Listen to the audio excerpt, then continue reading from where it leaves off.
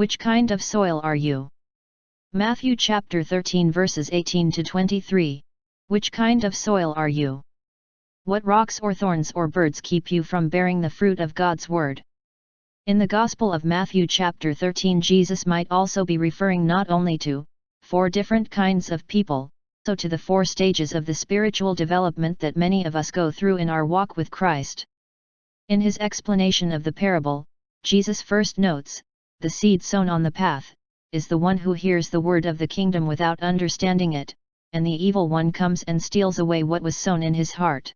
Doesn't this sound like what happened to so many of us when we were children? We heard the faith taught when we were very young, perhaps in religious education classes, but we never came to understand it. It was planted in our heart by faithful parents, teachers, and preachers. Yet over time the evil one snatched it away, or at least turned our attention completely away from what remained planted deep within us. As a result, we walked away from the church and our faith. Does this sound familiar to you or someone close to you? Jesus explains, the seed sown on rocky ground is the one who hears the word, and receives it at once with joy. But he and lasts only for a time. When some tribulation or persecution comes, because of the word, he immediately falls away. Doesn't this sound like what has happened to so many of us during our youth and young adulthood? Still rather naive, we responded with enthusiastic joy to some charismatic preacher, or engaging Bible teacher, carried away by a born-again conversion experience. With great emotions we came back to Jesus, often complaining about our childhood teachers who failed to teach us the true gospel. In time, though, as our lives became more complicated and challenges rose to our newfound faith, we drifted back into spiritual inactivity.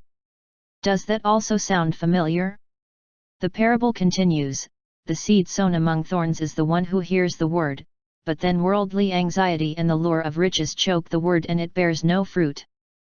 Does this sound like what has happened to so many of us later in our adult years? Establishing a family and pursuing a career, we became distracted by the concerns of work and home life, and God's word was silenced within us. Yet Jesus also speaks of the 4th soil.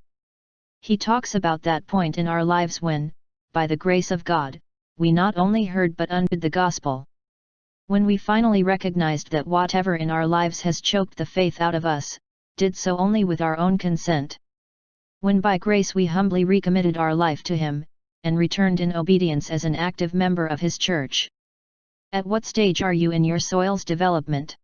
I can do all things through Christ who strengthens me. Philippians 4:13